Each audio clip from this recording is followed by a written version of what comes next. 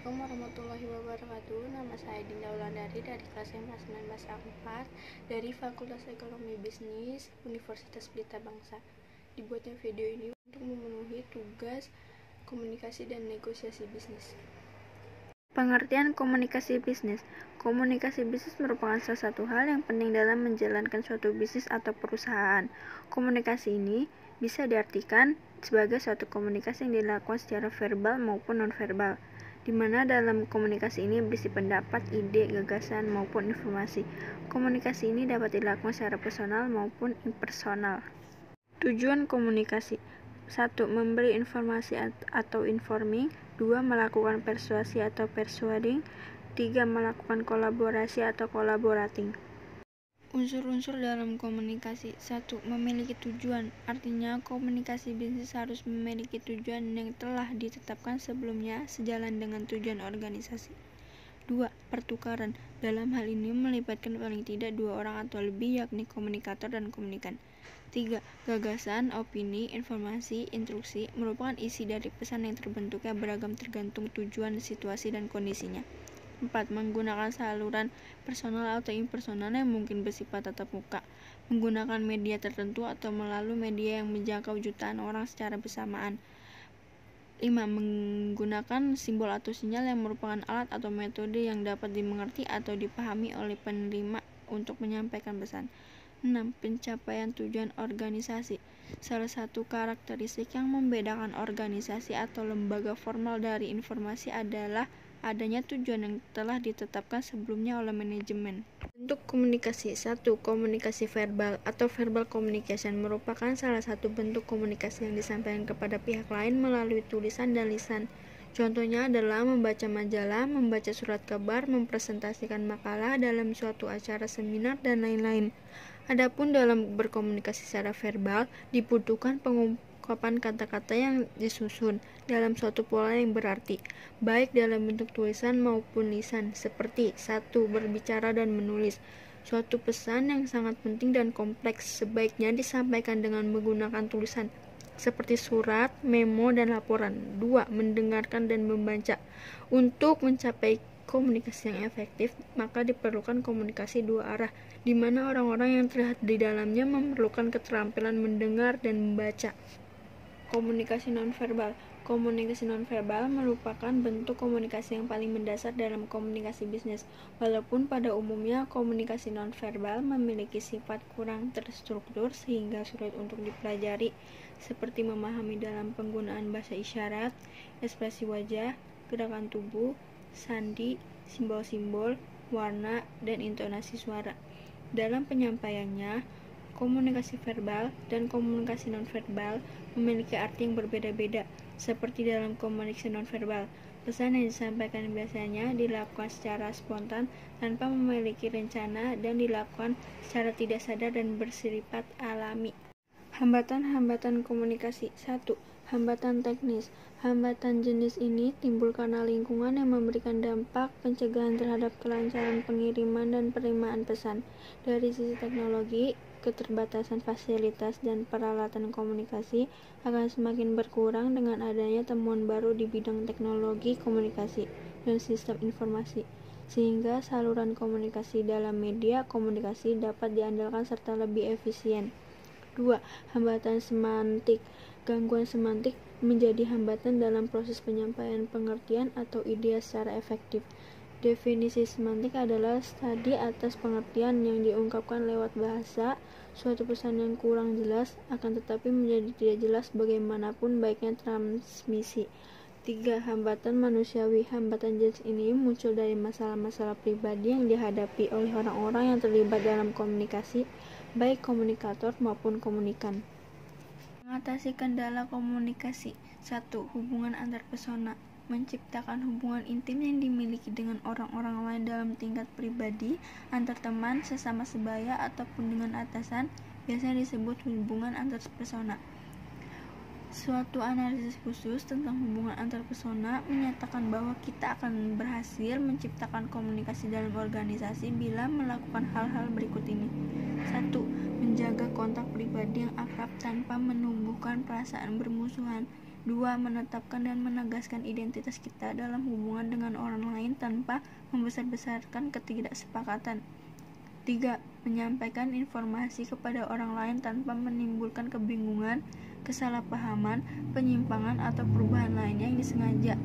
4. Terlibat dalam pemecahan masalah yang terbuka tanpa menimbulkan sikap bertahan atau menghentikan proses. 5. Membantu orang-orang lainnya untuk mengembangkan gaya hubungan persona dan antarpersona yang efektif. 6. Ikut serta dalam interaksi sosial informal tanpa terlibat dalam muslihat. 2. Hubungan posisional. Hubungan posisional ditentukan dengan pendekatan struktur dan tugas-tugas fungsional anggota organisasi. Menurut Kans dan O'Donnell 1968, untuk mengatasi kesalahan umum yang merintangi kinerja efektif dan efisien individu dalam organisasi yang disebabkan ketidaklancaran proses komunikasi di organisasi adalah 1. Merencanakan penempatan atau pengaturan jabatan secara benar. Sebagian dari kegagalan untuk merencanakan dengan benar lebih banyak terletak pada pengaturan orang-orang dari jabatan yang diberikan dari atasan, sehingga pada akhirnya terjadi kegagalan dalam komunikasi horizontal dan vertikal yang ada dalam organisasi. 2. Berusaha menjernihkan hubungan. Kegagalan untuk menjernihkan hubungan organisasi menimbulkan kecemburuan, percekcokan, ketidakamanan, ketidakefisienan, dan pelepasan tanggung jawab lebih banyak dari kesalahan lainnya dalam perorganisasian. Untuk itu, perlu adanya individu yang dapat menjadi jembatan untuk mencairkan situasi kebekuan komunikasi horizontal dan vertikal antara sesama rekan dan antar bawahan atasan. 3. Hubungan berurutan. Informasi disampaikan ke seluruh organisasi formal oleh suatu proses. Dalam proses ini, orang di puncak hierarki mengirimkan pesan kepada keduanya yang kemudian mengirimkan lagi kepada orang ketiga. Reproduksi pesan orang pertama menjadi pesan orang kedua, dan reproduksi pesan orang kedua menjadi pesan orang ketiga. Tokoh kunci dalam sistem ini adalah pengulang pesan atau relator. Pengertian negosiasi. Negosiasi adalah bentuk interaksi sosial antara dua atau lebih orang, maupun antara satu kelompok dengan kelompok lainnya, dengan kebutuhan atau tujuan berbeda untuk mencapai suatu kesepakatan atau solusi. Negosiasi bisa berarti pula proses penyelesaian sengketa dengan jalan berunding di antara orang-orang yang saling berselisih.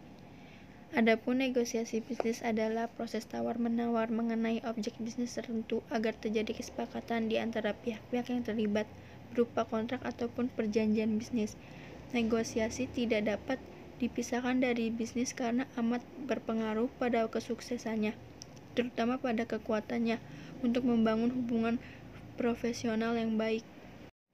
Ciri-ciri negosiasi. 1. Minimal ada 2 orang atau 2 kelompok yang terlibat di dalamnya. 2. Kedua belah pihak memiliki tujuannya masing-masing yang hendak dicapai. 3. Ada beberapa benturan antara tujuan yang ingin dicapai salah satu pihak dengan tujuan pihak lainnya. 4. Ada harapan kedua belah pihak berupa hasil dari perundingan yang terjadi. 5. Kedua belah pihak percaya hasil dari perundingannya akan memuaskan keduanya. 6. Kedua belah pihak bersedia untuk melakukan kompromi. 7. Kedua belah pihak memahami tujuan bernegosiasi. Tujuan dan manfaat negosiasi. Tujuan negosiasi bisnis adalah untuk mencapai kesepakatan yang akan saling menguntungkan satu sama lain, khususnya dalam perjanjian bisnis. Manfaat negosiasi yang utama dengan melihat tujuan tadi adalah menyatukan pendapat. Tanpa negosiasi, perbedaan pendapat bisa berujung pada konflik berkepanjangan. Manfaat atau fungsi negosiasi lainnya dalam kehidupan sehari-hari adalah menemukan solusi, menjalin kerjasama, dan mengembangkan pasar jika negosiasi yang terjadi berkenan dengan bisnis. Jenis-jenis negosiasi berdasarkan situasi. Bila dinilai berdasarkan situasi, maka negosiasi akan terbagi menjadi 2 jenis, yaitu negosiasi formal dan negosiasi non-formal. Negosiasi formal adalah kegiatan negosiasi yang dilakukan untuk mendapatkan kesepakatan dengan menempuh jalur hukum. Sedangkan negosiasi informal adalah jenis negosiasi yang biasa dilakukan di mana saja tanpa memerlukan jalur hukum. Berdasarkan jumlah negosiator. Untuk negosiasi yang dinilai berdasarkan jumlah negosiator, maka negosiasi dibagi menjadi negosiasi dengan pihak penengah dan tanpa pihak penengah. Negosiasi yang dilakukan dengan pihak penengah biasanya dilakukan oleh 2 atau lebih pihak negosiator, sehingga setiap keputusan dan proses negosiasi akan memerlukan pihak penengah yang sifatnya netral. Sedangkan negosiasi tanpa pihak penengah adalah kegiatan negosiasi yang dilakukan tanpa membutuhkan pihak penengah dan umumnya hanya terjalin antar 2 pihak saja. Berdasarkan keuntungan dan kerugian. Untuk jenis negosiasi yang dinilai berdasarkan keuntungan dan kerugian, maka terbagi menjadi negosiasi kolaborasi, dominasi, akomodasi, dan loss-loss. Jenis negosiasi kolaborasi adalah jenis yang terlibat seluruh pihak untuk menyuarakan pendapat dan keinginannya, sehingga akan terjadi kolaborasi kepentingan dan keinginan untuk bisa mendapatkan solusi terbaik. Sedangkan jenis negosiasi dominasi, sesuai namanya, jenis negosiasi ini akan menguntungkan salah satu pihak saja dan pihak lainnya tidak dapat mendapatkan keuntungan. Untuk negosiasi akomodasi, setiap pihak yang melakukan negosiasi hanya akan mendapatkan keuntungannya sedikit, bahkan bisa saja pihak lawan mendapatkan keuntungan yang banyak. Di sisi lain, negosiasi loss-loss adalah negosiasi yang dilakukan untuk tidak melajukan konflik atau konflik baru. Jadi, setiap pihak akan memilih untuk menyelesaikan masalah dengan kepala dingin. Sekian itu saja yang dapat saya sampaikan. Kurang lebihnya mohon dimaafkan. Wassalamualaikum warahmatullahi wabarakatuh.